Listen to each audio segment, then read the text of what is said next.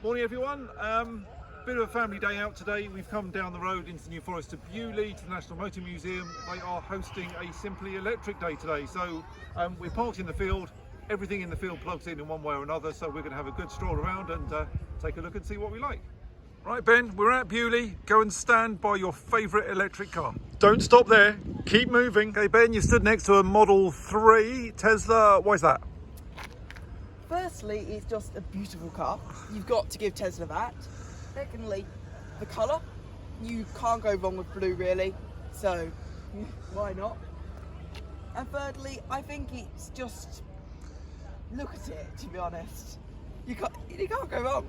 Okay, I'm not going to pick an absolute favourite, but if you want a city car, I think this is really cool looking. It's got a fantastic interior. It's efficient, it's fun, it's nippy. It's everything a car for round town should be. You know what I've just seen? I have seen this. Right, okay, next to Hyundai Ioniq 5. Some of you will have heard me mention I used to drive a Hyundai. I had a Santa Fe for 5 years. Before that, I had a different Santa Fe for 5 years. I think Hyundai is a fantastic vehicle manufacturer. I absolutely love the Ioniq, and I've got to say, right up there on the short list of the favourite that I'm not going to pick. Interior space, it's as good as my e-tron, if not better for the rear passengers.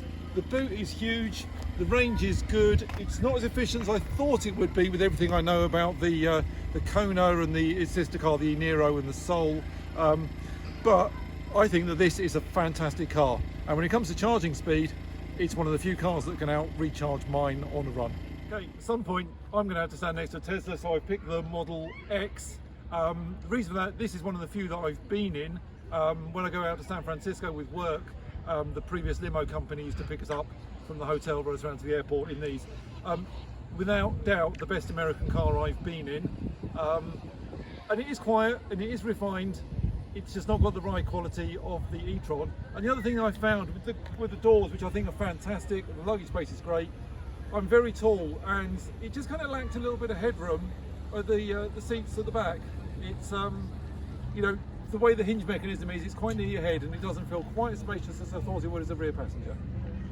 Okay, another favourite city car of mine, electric, Fiat 500. It's cute, it's fun, it's not as practical as a Honda, it hasn't got back doors, but this is a belter of a car, and it's one of the few cars that you can open up the roof and have a kind of convertible feel to it. MG5 long range, just been updated. It's you cannot beat these for value for money. If you want a fairly decent electric car that goes a long way, that's practical, this is well worth a look. I think these are really good. Okay, Mercedes EQA. You know, it's a good family size car. It's a good thing. It's I like these. The amazing thing on these, the interior is fantastic. You get the chance to take a look inside one. This is a really good car. Okay, when we got here, we're looking around at what would be kind of practical family car. Maybe it's a replacement for my wife's car. She did like the Peugeot E2008 and the E208. Quite likes the idea of an electric Mini. But actually it's the Kia e-Niro that she really liked the best. This is about to be updated. This is the current edition. There's a new one just coming. But in terms of efficiency and everything this car can do, practicality, space, ride comfort, this is really hard to beat. Okay, the Tesla guys are packing up, but I'm just kind of getting in their way. This is the Model Y. Space-wise, this is pretty much on par with my e-tron. It's not far behind. That boot is huge. You have got the sloping roof. It's not quite a square, but I reckon you can get a lot in this. Put that head-to-head against an e-tron Sportback, and I reckon this is going to have more room in it. Way more efficient, a lot more tech, and a lot better value for money. This is BMW's kind of first pure electric car. They did do a range extender version with a little scooter or motorbike engine to recharge it, give it a bit more range. This is kind of carbon fibre, futuristic design, really, really innovative. It's just a shame that they're going to be dropping this one because as a car for urban transport, again, this thing is fantastic. It's light, it's fast, it's everything an electric car should be.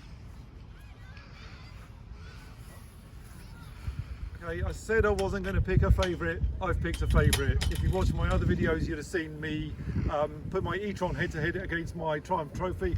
That was a bit ridiculous, but this has got to be the future of urban transport. If you ride a moped or you can get a high power version of this. This is the Piaggio 1. It's about 2.5 grand. The finance is kind of £69 a month. These things are an absolute bargain. They've got 30-40 mile range, really good value, and I think these are fantastic. I'm hoping my son is going to try to convince his mum that he should have one, and then I'm going to get to ride it. Yeah, good luck with that. I hope you liked seeing the cars. I haven't stood next to a Porsche Taycan. I love the Taycan. It's huge, it's almost the size of my e-tron. But the reason I haven't stood there, they didn't have the Cross Turismo, the Sport Turismo here for me to stand next to. That's my favourite one. And of course the other thing is one of my workmates just got one, and he's only going to go to his head if I tell him it's one of my favourite electric cars.